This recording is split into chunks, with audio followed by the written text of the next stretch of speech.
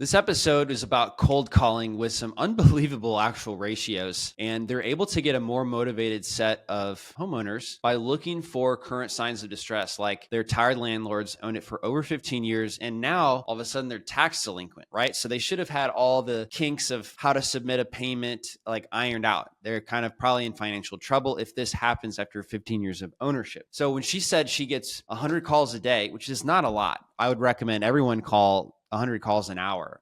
Really, I think that's what it takes. And then she said about 10 people were warm leads. I almost was like, can that be true? But I was kind of looking at the DealMachine dialer. Sure enough, I mean, it was near those metrics when I was checking it out. So warm lead could be anyone who's like kind of casually interested, or maybe they return your voicemail. They automatically get tagged in that warm lead. So she has her VA do all the initial calling, and then she's the one who picks up and talks to anyone who's classified in that warm lead, which is kind of like an AI classification. But that was definitely a new one for me, and Jeni's really killing it. And so we get to hear about how her calling strategy is working and some of her deals that she's done. Jeni, I think a great way to start off would be, could you tell us about your business in like 30-second overview style? Sure, I will try to speak fast. So I started my real estate journey about 20 years ago, mostly in single families.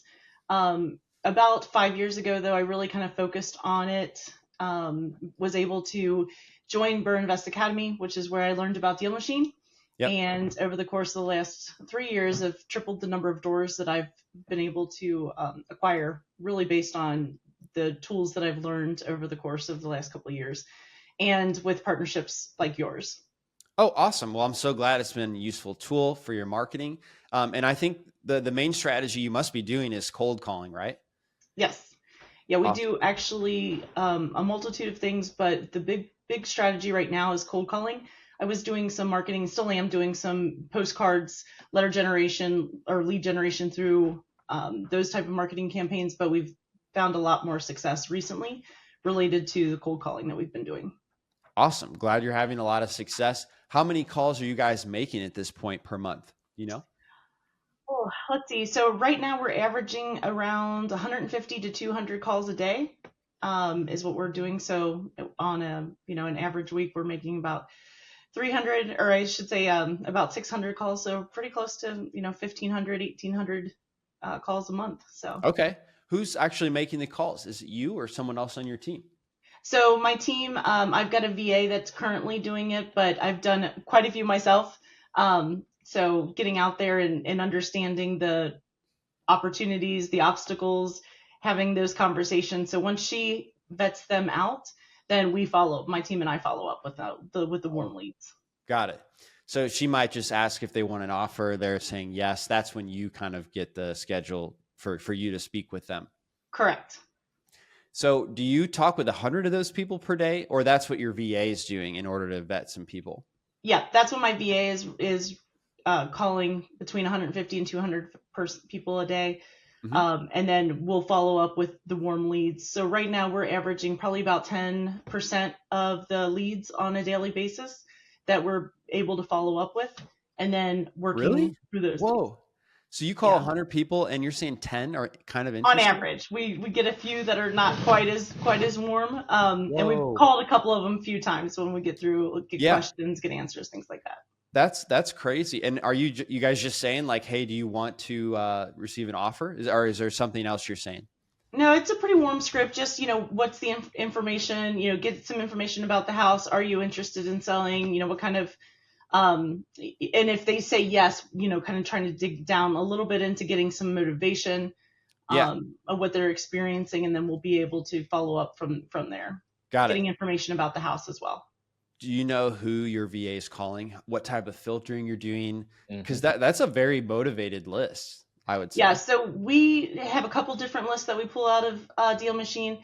Mostly what we've been pulling have been, tired landlords, or, homeowners that haven't sold in a while. Hmm. Anything that's like tax delinquent. So we've looked at people that might be struggling financially, There you go. looking at Yep. different, kind of filters that we can utilize in DealMachine that will help generate some of the motivation already from homeowners. Got it. So what were you doing before you had started cold calling I know you said that the Burr Invest Academy actually helped you go and triple the amount of doors. So yeah, how did you acquire them before? So previously, most of my portfolio actually has been all on market. Hmm. That's where I was focusing on. And although we would get, quite a few deals that way, they tend to be a little bit not quite as, what's the word I'm looking for? They're not always the best deals just because they're not always willing to negotiate as much. So Yeah. plus with some of the changes in the market currently, we were looking to focus more on off market.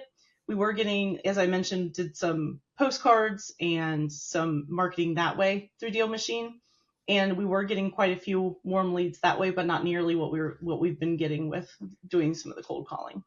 Got it. Wow, that's so great. It does make sense how that it would be more motivated though if you're calling properties that are tax delinquent Hmm. and also like landlords that have owned it for 15 years. That does make more sense that would be pretty motivated. Yep. Now, So, a lot of times when we follow up, you know, I think just like in general, people think that their properties are worth more than they are. And when you're trying to find a good deal, quite a few of the markets and the property owners that we followed up with are really looking more for what I'll say are retail prices for what potentially could be, even to the point where, some of them are small multifamilies, duplexes, triplexes, etc., where the rents wouldn't even cover the mortgage payment currently in this current environment. got it. So how many doors do you have total, by the way? 19. Awesome. And when did you join the Burr Invest Academy? January of 2022. So just a little over 3 years ago.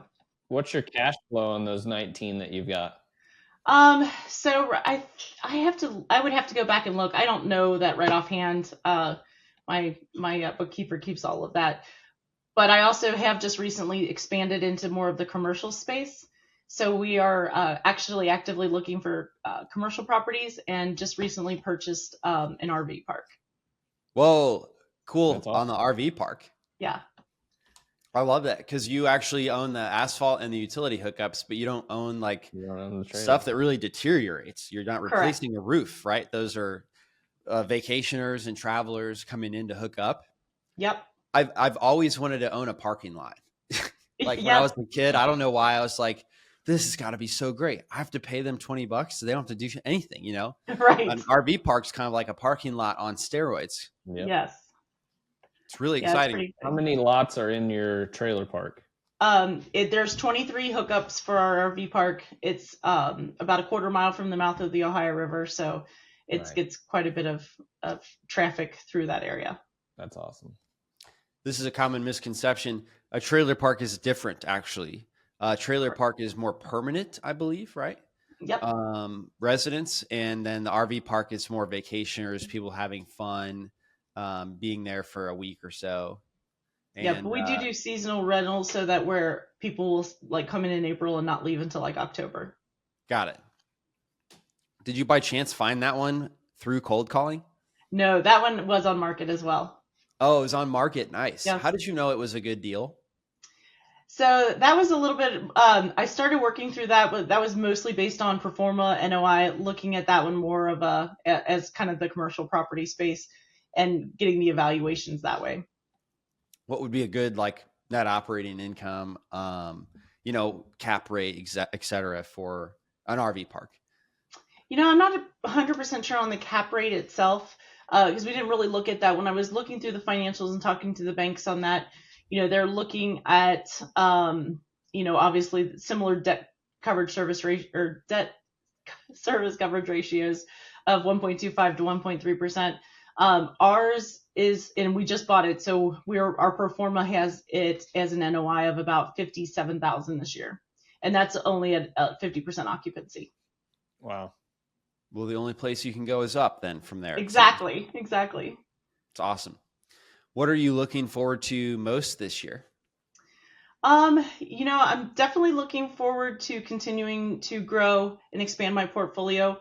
I'm actually doing some, additional networking within BIA and really looking forward to giving back to some of the organizations that have, helped me progress in my career. So been doing some work with BIA, and also like I said, expanding my portfolio. I'm actually in the process of bringing my kids along with me. So my oldest son is 22, and he has 4 doors currently. So he's working on Whoa. expanding his portfolio as well. That's got to be a very Excellent. rewarding feeling, especially knowing that your kids, they're setting Yes, themselves up for success.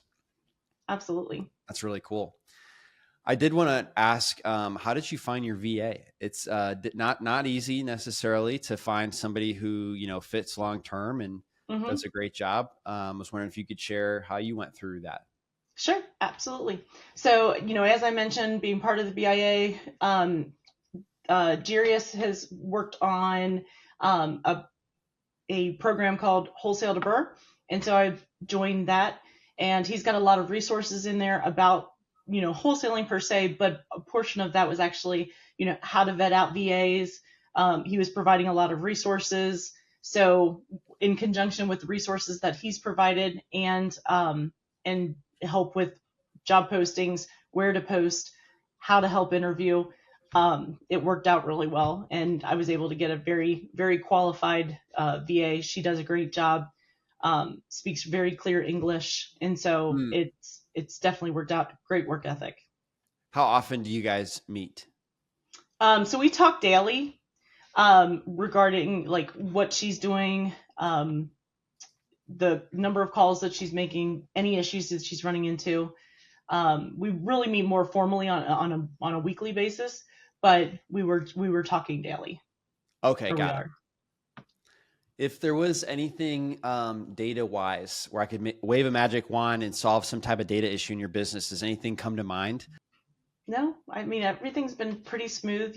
Pulling lists out of DealMachine to be able to give to the VAs, to be able to do some cold calling, for them to be able to use the dialer. Everything works so seamlessly. We really haven't had, knock on wood, too many issues. Well, yeah, awesome. I wouldn't expect that you'd have any issues, but that's good. And I'm really glad you guys are using the dialer so extensively. A couple of things that I was going to mention, like we've had some people want to start doing email campaigns. So there's like emails of all those people that you're already filtering. So that might Hmm. be one thing to spur an idea. Somebody was looking for real estate agents that sold like new construction so they could help dispo their vacant lots. Somebody wanted property managers and real estate attorneys so they could build relationships with people who know people that have portfolios, right? So if somebody's going to Right. sell their big portfolio, they get referred.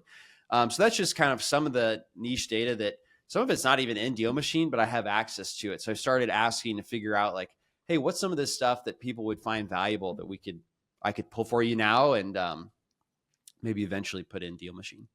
Awesome. Does any of that ring a bell, or are you guys pretty good with your current strategies? I think for the moment we're pretty good with our current strategy. Like I said, we're moving somewhat into the commercial space, which makes it a little bit more difficult, and um, you know, doing that skip tracing with. Have you tried? Have you tried it in DealMachine? I have not It's really actually. good. Yeah. So if you go to like look at a commercial property, um, it's excellent. See through who the officers are of that. So Awesome. let me try the corporate owned. Let's let that load for a second. So this one, bad example. Let's go through a couple more examples. So the trust, obviously, you can see through the trust pretty well. That's not what you're talking about, but I know it's also a challenge with Hmm. other skip tracing tools. So here's the LLC residential, so here's the owner of that. Okay. And I wanted to show you one more as well. It's funny. These are, oh, that's a trust. We're going to make some updates, I think, in this next product update to have trust be its own filter rather than grouped into the corporate, because that would, I think, be That would be more great. helpful. Yeah, exactly. But let's see. Yeah. So like, see, here's the LLC, but we still do like bringing in the owner. So Okay. it's really good if you're going to be doing commercial. the LLC see-through is good. And then of course there's all these weird property types as well that are commercial. So what type of commercial would you be talking about? So we're actually looking at moving into some office buildings, retail space, some additional RV parks, things like that. Okay.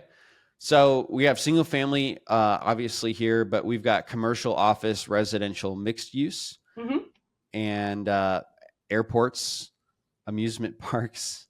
Then we got the apartment homes, and this is only the letter A. So if you were going to do like, somebody recently wanted like a strip mall. So right, there's a strip mall, Center One.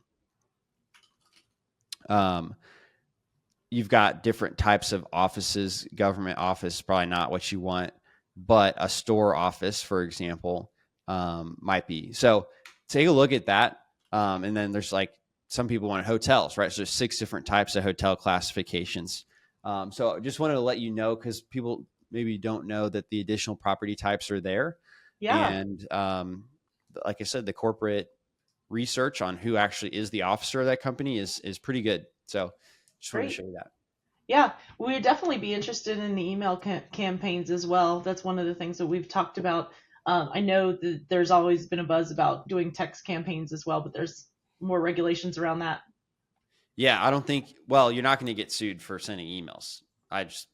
It's not even a thing like TCPA is.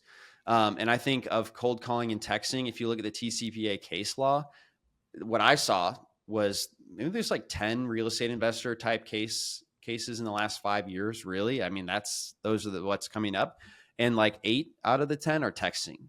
I think texting is actually more risky than the calling, because it can just be as easy as sending a website, and then a website has a page about you selecting title services. And now all of a sudden you're not offering a house, you are selling a selection of title services. That's why the texting is more dangerous than the conversations that you can have strictly offering for making an offer, and that not being considered telemarketing. So, but yeah, email's great. And if you didn't know, you get the emails, you already have them. You might not just be aware that they're there. Oh, I think I have seen them. Yep. Yeah. So here's 3 emails for this guy who owns this house. And when you export, what you'd want to do is, if you're going to build an email campaign, so you can't email them through DealMachine, but we provide the data. Yep. So there's 2 people. Wes Knight is doing this for 30,000 people right now in his market. And then there's also a mortgage broker in Dallas who's building an email campaign from this data. So here's generally how they're doing it. So first of all, they pull, all the property owners, and when they go to export, you go to property contacts. They're basically identical data, but contacts puts it, each person is their own row rather than each property is their own row. And then you would want to include contacts without phone numbers, because if they have emails, that's what you're trying to build, is the email. So you just toggle that at the bottom there. And then I would do just owners. Of course, you could do family members or renters, but and then I would export it like that. And now you've got all those emails. Then you want to run it through a service that does another check to make sure the emails are deliverable. And then they're buying different domain names, and they're using like a third party like software to go send emails. They'll warm up the domain names to increase the deliverability, and then it'll split the traffic outgoing through the different domain names that you have set up. So that's how a few people that I know are starting to tackle the email thing. And hopefully soon I'll be able to give you some results on how it's going. That's awesome. Yeah. Well, cool, Jeni. Thank you so much for sharing your time with us today. I really appreciate it. The pleasure's mine. Yeah. Well, we'll be in touch, and I hope you have a great rest of your day. What are you going to go do the rest of your day? Always going to look at more properties. Got it. We'll have fun, and we'll talk to you soon. Thank you so much. All right. Sounds good. Thanks so much. Have a great day. See ya. Bye. Bye. Thanks for listening to the DealMachine Real Estate Investing Podcast. Please leave us a review and follow along wherever you're listening to your podcast.